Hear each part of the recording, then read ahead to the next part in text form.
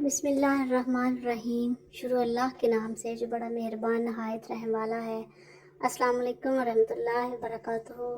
Islamic centre channel میں خوش آمدید۔ اس چینل میں آپ کے لیے آج جو ویڈیو حاضر ہے وہ ہے حضرت عباس علمدار کے سر کا واقعہ کہ ان کا سر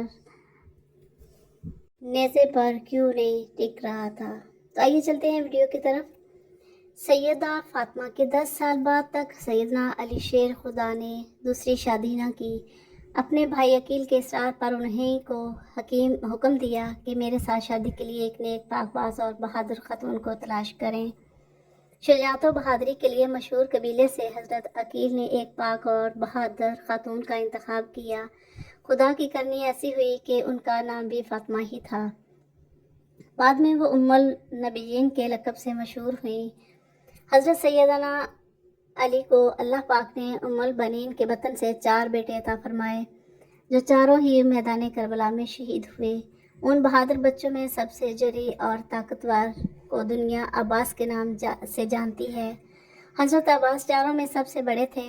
وہ کیسے بہادری اور صبر کا پہاڑ ثابت نہ ہوتے کہ جن کے والد شیر خدا اور ماں بنو کلابیہ کی مشہور تیر انداز تھی۔ حضرت عباس 4 شعبان 26 ہجری کو مدینہ منورہ میں پیدا ہوئے۔ امیر المومنین حضرت علی کبھی کبھی جناب عباس کو اپنی گود میں بٹھاتے تھے اور ان کی آستین کو پیچھے الٹ کر بوسہ دیتے تھے اور آنسو بہاتے تھے۔ ایک دن ان کی ماں ام البنین اس ماجرا کو دیکھ رہی تھی۔ حضرت علی نے فرمایا، یہ ہاتھ اپنے بھائی حسین کی مدد اور نصرت میں کاٹے جائیں گے، میں اس دن کے لیے آنسو بہا رہا ہوں۔ جناب عباس نے حسین کریمین کے ساتھ تربیت پائی۔ جب آپ جوان ہوئے تو لوگ آپ کی دانش مندی، کمالات اور بہادری کی مثالیں دیتے نہ تھکتے تھے۔ جب حضرت علی شہید ہوئے تو آپ اس وقت 14 سال کے تھے۔ اس عظیم صدمے کو برداشت کیا اور جنازے کو رات میں دفن کیا۔ بس اس دن سے حضرت عباس کے امتحان شروع ہو گئے جو سب کے سب انہوں نے ہمت اور صبر سے برداشت کیے۔ آخر کو آپ نے وہ دن بھی دیکھا کہ جب حضرت امام حسن کو زہر دے کر شہید کیا گیا۔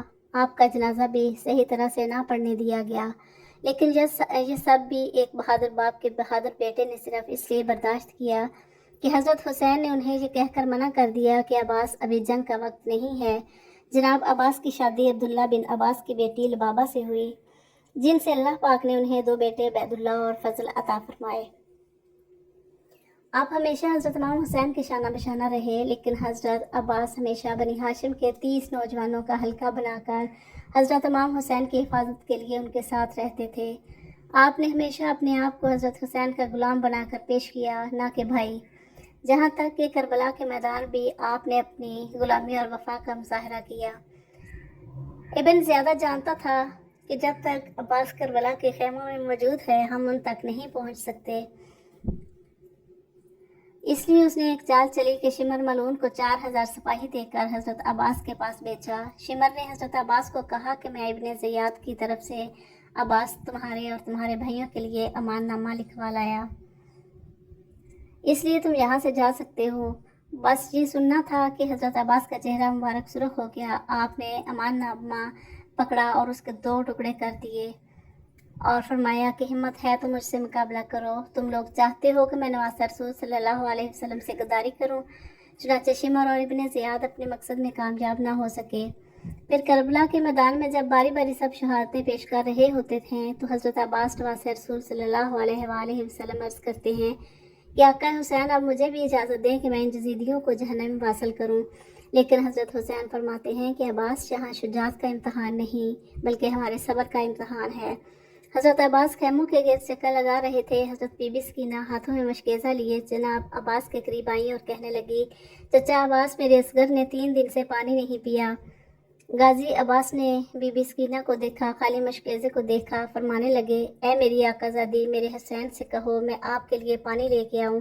بس بی بی سکینہ حضرت عباس کو لے کے امام حسین کے پاس آتی ہیں اور فرماتی ہیں، اے بابا، چچا کو اجازت دو نہر سے پانی لے کے آئیں۔ امام حسین نے غازی عباس کے چہرے کو دیکھا، ایک آہ بھری اور فرمایا، سکینہ، عباس جاؤ میرے بہن زینب کے پاس، اگر میری بہن عباس کو اجازت دیتی ہے تو عباس تم چلے جانا۔ حضرت عباس اور معصوم سکینہ بی بی حضرت زینب کے خیمے کے قریب آتے ہیں۔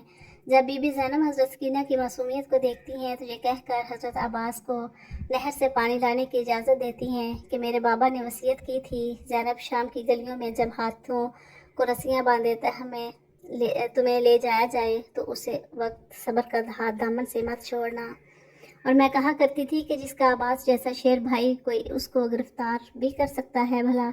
हज़रत अब्बास पानी की मश्क लेकर घोड़े पर सवार होते हैं, एक हाथ में अलम उठाते हैं और नहर की तरफ बढ़ने लगते हैं। तारीख तबरी में हज़रत मोहम्मद बिन जुरैर तबरी लिखते हैं कि जब हज़रत अब्बास दरिया फ़रात की तरफ मशकेज़ा और नंगी तलवार लेकर निकलते हैं तो उस वक्त उमर बिन अल हज्जाज 500 जजीदी फौजियों के साथ दरिया पर पहरा दे रहा होता है।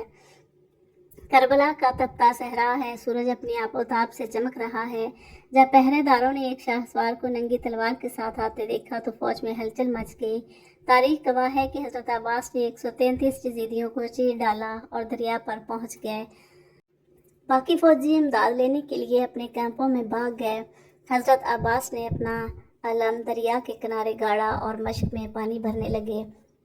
मश्क को भरने के बाद आपने खुद पानी पीने के लिए चुल्लू भरा और फिर ये सोचकर पानी गिरा दिया कि मेरे आका हुसैन और उनकी आल कब से प्यासी है। अल्लाह अकबर। व्यूअर्स, है कोई अब्बास से ज़्यादा वफादार इस शख्स इस दुनिया में? फिर आपने सोचा कि अपने घोड़े को पानी पिला लेता हूँ, लेकिन घोड़ा भी वफादार ही था, उसने पानी ना पिया। इतनी देर में उमरो अपनी फ़ौज की दोबारा सफबंदी करता है और पीछे और सिपाही भी मदद के लिए आ जाते हैं। हज़रत अब्बास मशकेज़े उठाए घोड़े पर सवार होते हैं। इतने में एक तीर उनके कंधे पर आकर लगता है। हज़रत अब्बास घोड़े को खेमे की तरफ दौड़ाते हैं, सिपाही उनको घेर लेते हैं और तीरों की बौछार कर देते हैं। उमरा आवाज़ लगा कर कहता है कि ये पानी खेमों तक ना पहुंचने पाए, अगर उनको पानी मिल गया तो हमारी खैर नहीं। इतने में एक बदबख्त ने छुपकर तलवार का वार किया तो आपका एक बाजू कलम हो गया। आप पानी का मशकेज़ा दूसरे हाथ में पकड़ते हैं, फिर दूसरे बाजू पर भी वार होता है और दूसरा बाजू भी कलम हो जाता है। उसके बाद जनाब अब्बास पानी का मशकेज़ा मुंह में पकड़ लेते हैं, फिर सब यकजा होकर तीर बरसाते हैं। पानी के मशकेज़े को भी लगे हैं और पानी बह जाता है। जैसे ही पानी बहता है तो मेरे आका की आंखों में आंसू आ जाते हैं। वो घोड़े से नीचे गिर जाते हैं, तीरों से निडाल हो जाते हैं। जजीदी फौज फतह के नारे लगाते हुए वापस हो जाती हैं। जब इमाम हुसैन हज़रत अब्बास को गिरता देखते हैं तो वो उनकी तरफ बढ़ते हैं और आकर हज़रत अब्बास का सर मुबारक अपनी गोद में ले लेते हैं। हज़रत अब्बास पहली दफ़ा हज़रत इमाम हुसैन को अपना भाई कहकर पुकारते हैं और माफ़ी मांगते हैं कि मैं मासूम सकीना के लिए पानी ना ला सका। आपकी रूह मुबारक दारुल फना से दारुल बका की तरफ कूच कर जाती है। अब सारी शहादतें होने के बाद जब सारे सर गर्दनों से उतार दिए जाते हैं और उनको नेज़ों पर चढ़ा दिया जाता है तो साहबे वफा हज़रत अब्बास का सर नेज़े पर नहीं रुकता और बार बार गिर जाता है।